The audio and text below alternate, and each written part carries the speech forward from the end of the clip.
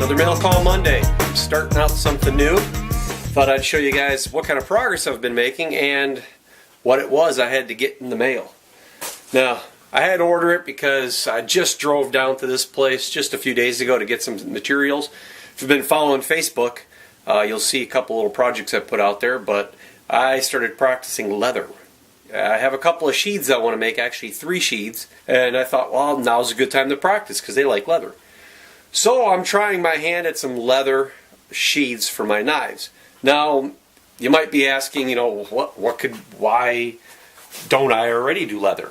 Well, I'm not a big fan of leather in regards to the type of knives that I'm making and what they're used for. Leather is very traditional. It's very warm. I love the look of leather with wood scales on a knife, like some of this cocoa bowl I was doing.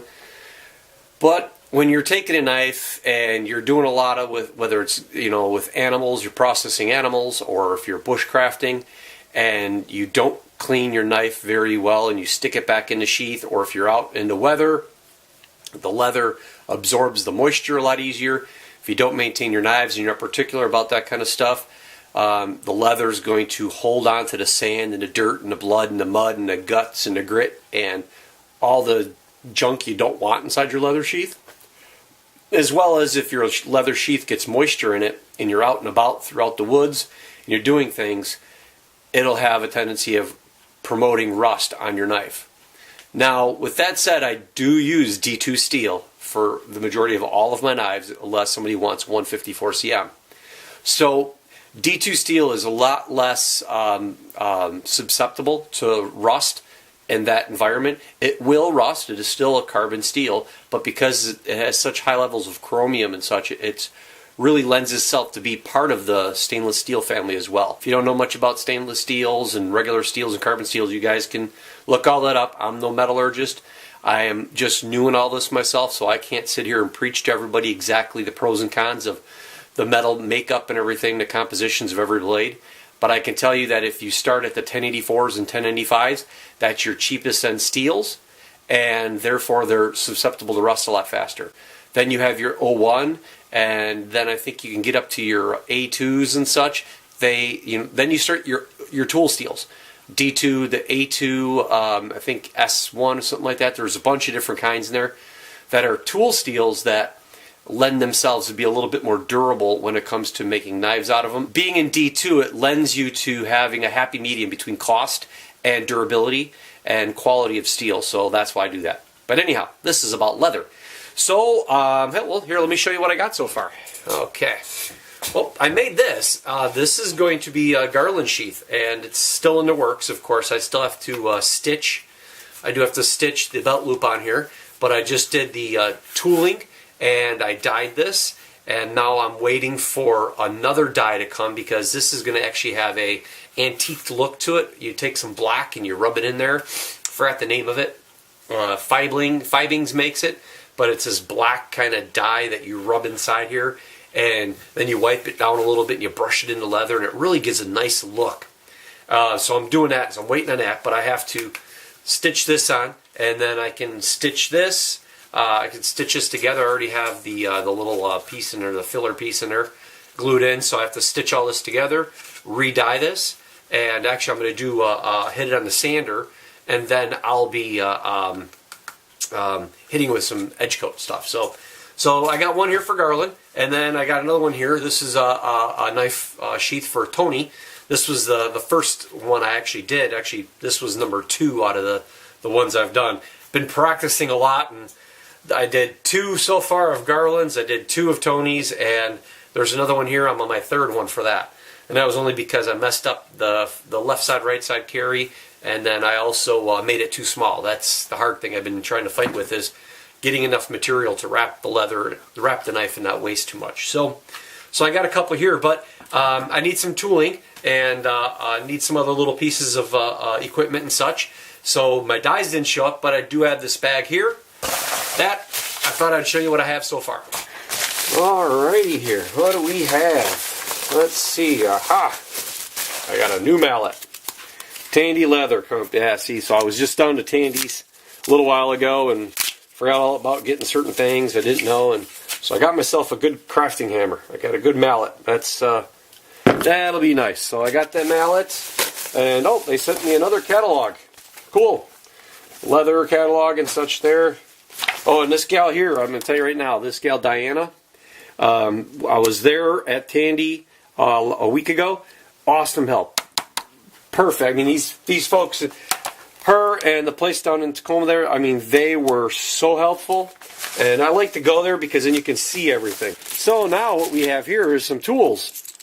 Now my son, he wanted this. He wanted a leaf.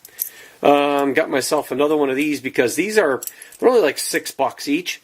But they, I guess because I was using a hammer. And that, so here I already have one. And as I hammer, you can see it starts to mushroom down a little bit. And they actually got a little bit of a bow to them. The metal got a bit of a curve to it, so I just bought an extra one just in case. For $6, I figured it wouldn't be a bad deal. So we got my son's leaf, and then I got another one of these. These are called a camouflage or a little edging tool. You do along these sides. And then I got a bigger one right there. I have a medium-sized one. I have one that goes in between these two, so I wanted a big one and a little one. Then I got this little tiny thing here. I wasn't sure exactly what I was getting on that, but I thought, if anything, this would be good just to do edges around the edge of a sheath. Instead of doing the whole sheath itself, I would just go along the edge. And I thought that little one would be nice, especially for a little knife like this. This is for a jasper, a dressed jasper. So, and then I got this one. This is really cool. It's called the basket weave, but the pattern it leaves is really neat. I really like that.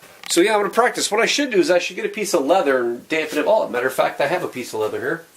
I have a leather sheath I messed up here at first, and it's still quite damp, so let me stamp some of these on there and show you what they look like. I've been playing around with how to dampen the leather and how much you should wet it. Some people soak the whole thing, and I did that for a little while, but it didn't work out so good for me. So here we go. So I'll show you what this looks like. So this one is that basket weave pattern, and I thought that was pretty cool. So basically I'm just going to hammer it in here. I'm going to start at this edge since this is just a practice sheet. There we go. And then we're going to do one here.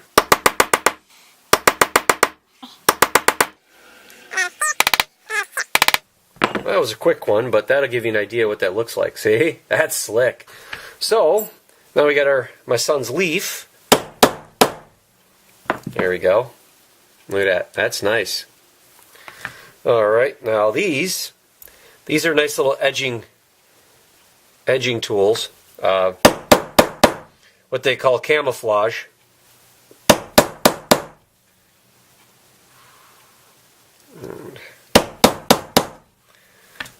And yeah, I'm just doing it to do this, that's all. I'm just doing it to show you what it looks like, guys, that's it. I'm not doing any particular pattern here, but there we go. There's that one. Almost like eyelashes in a way, huh? So that was that, and then here's a little one. Maybe a little one in there.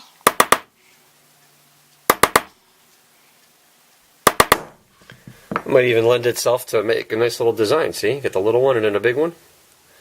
Pretty neat. And then, let's see, here's the other one here. So that's the little one, and oh yeah, here's that little tiny, which I thought would be nice because I can follow stitching.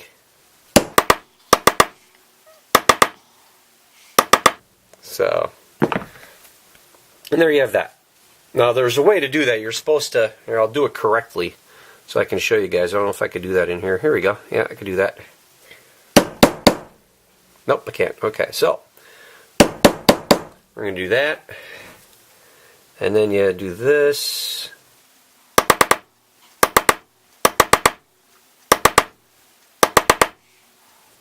Yeah, just rushing a little bit here.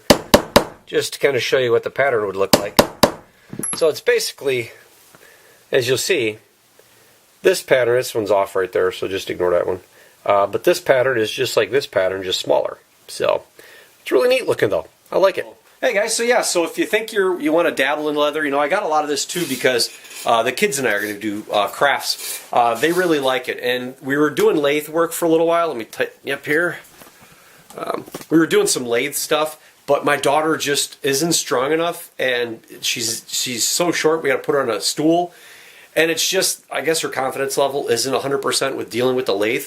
So we kind of pulled back from that a little bit, and we're going to go ahead and do tooling and leather work and stuff. She really likes that. This is, I mean, she's going to be 12 years old coming up here, and she can do this easily enough. Anybody can. So my son and daughter are going to be doing this a little bit. We're going to play with this around. So the tools don't go to waste. It's not like I'm just doing it for myself.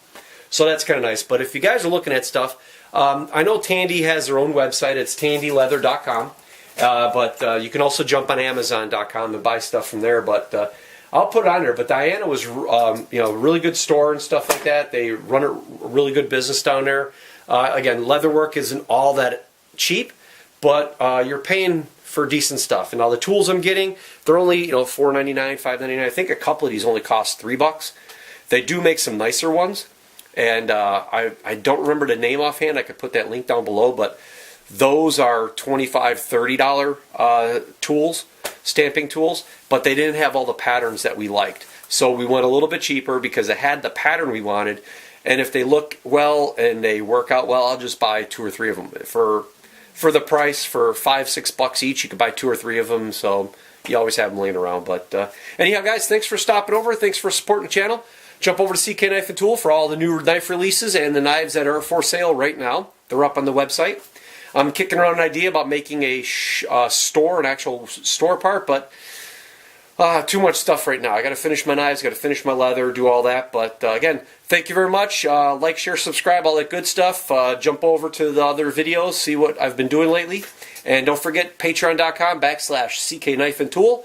Get a jump in there so if you get a chance for that drawing next year for a knife or for some swag and such like that. So you guys take it easy. Have a good one. Bye.